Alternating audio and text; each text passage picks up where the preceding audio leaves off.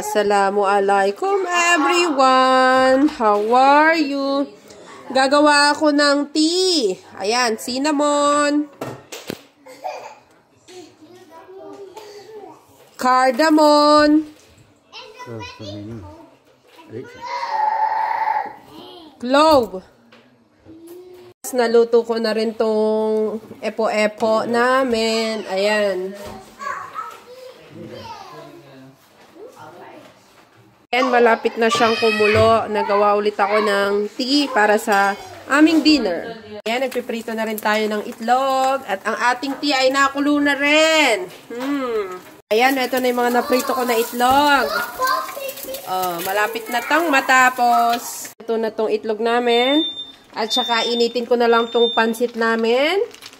At ito yung tea. Ayan ang kakainin namin lahat.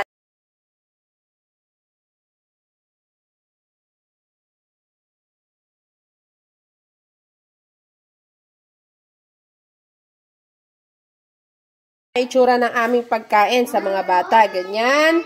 At meron silang 2 itlog. Ayan. Diba? Yan ang pagkain nila.